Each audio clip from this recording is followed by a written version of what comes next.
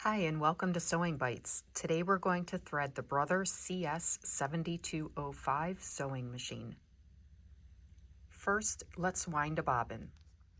This machine takes a Brother SA156 bobbin. You can also use a class 15 bobbin. This is what the package looks like. Let's open our spool pin, take off the spool cap. Your spool of thread goes right there. And to thread the machine to wind a bobbin, we're going to follow the dotted line right here. So first bring your thread into this thread guide, bring the thread here, back, and under the tension disc, and then over to the bobbin winding spindle. Put your bobbin on the bobbin winding spindle, wrap your thread clockwise around it a few times in the center. Now bring your thread under, you'll see this little notch. Bring your thread in that notch and then pull it to the right until it breaks off. Push your bobbin over to the right to engage it. And now you can either press on the foot controller or you're going to press the start button. If you're going to use the start button, which is this one right here, to wind your bobbin, you have to have your foot controller unplugged. So I've unplugged mine and I'm going to wind it.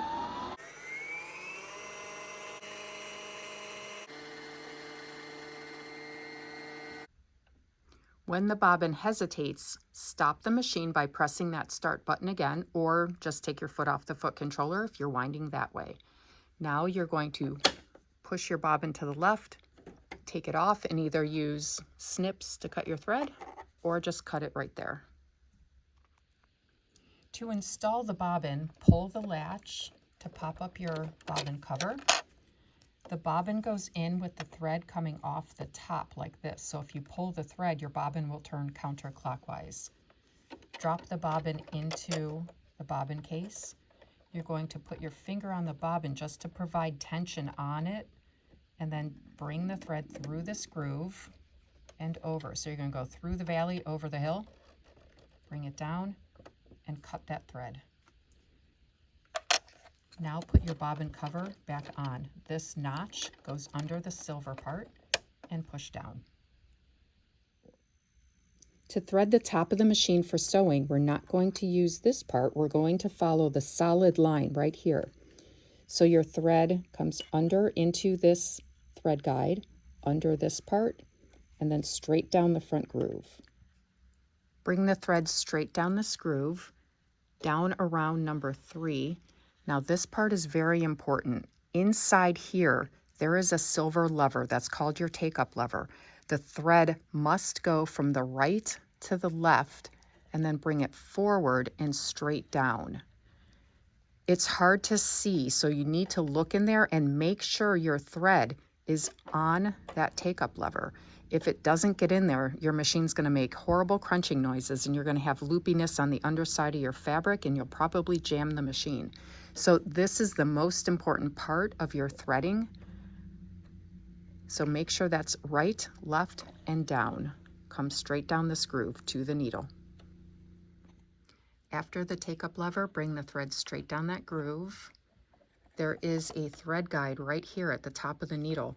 So hold the thread like this, bring the thread into that thread guide, and now it's threaded.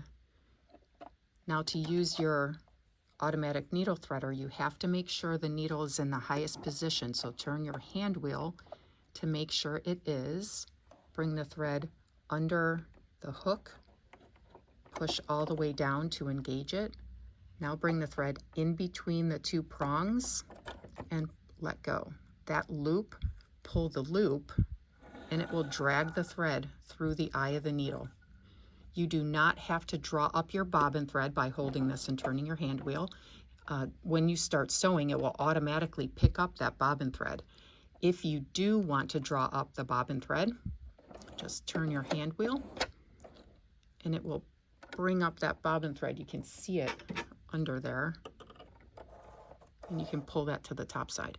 But like I said, the reason for this through the valley over the hill thing is that the machine will automatically draw up your bobbin thread.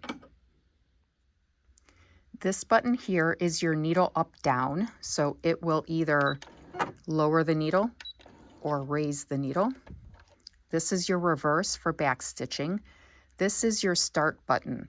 The foot controller has to be unplugged for that to work. If it's not unplugged and you press this, you'll get an error code up here.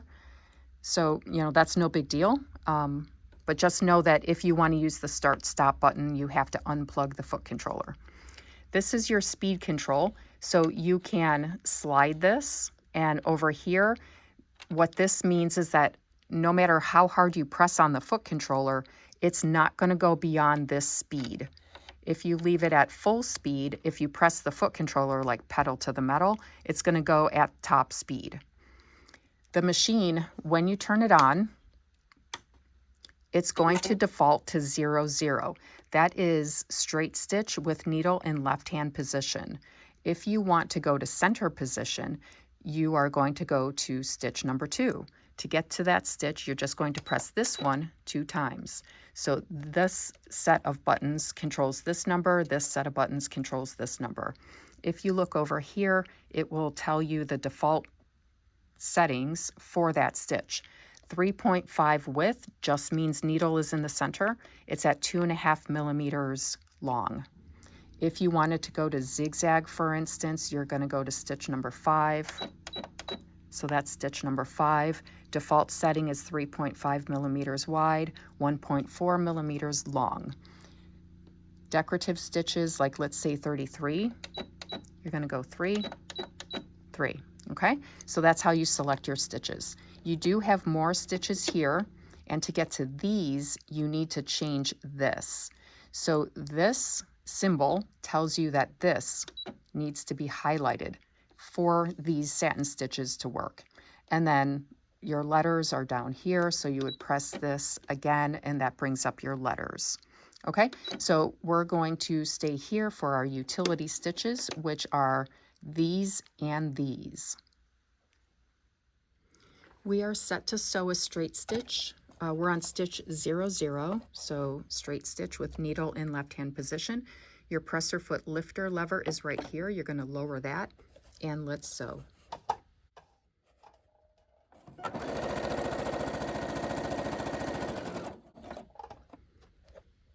And lift your presser foot lifter, pull your thread. You do have a cutter on the back of the machine, and that is your straight stitch. Now we'll go to zigzag. So 5, I'm going to make my stitch width, 4 sounds good, and then we'll go to 2 millimeters.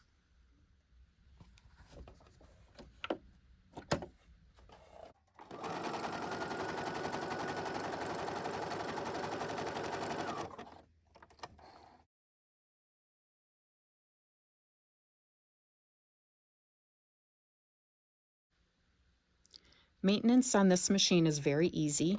Open your, or take off your bobbin cover and take out your bobbin. This lever right here, pull it toward you as you pull the whole thing toward you, and this will come off. This is your bobbin case. Just take it out. If there's any damage to the bobbin case, like if this is broken off or there's needle strikes, you're going to want to replace it. Some needle strikes can be buffed out with a nail file, so you can try that. But if anything is cracked off, you need to replace it. Take out any lint you see in here or here, especially in your hook area. Clean your bobbin case, clean the hook basket. If you have sewing machine oil, put a drop in there and then rub it around with a Q-tip to put your bobbin case back in. The little ears face up and they go in first. This little bumper will bump up against this silver part. The arrow is going to point to this dot right here. And there is a ledge that it sits on. So it goes like that. It should have some movement, but it should not rotate. Once that's in place, put this back on, push it into place, and then put your bobbin back in, put your bobbin cover on, and you're ready to sew. That's how you thread the Brother CS7205 sewing machine. If you have any questions, please put them in the comments. Don't forget to subscribe and like. and thank you for watching Sewing Bites.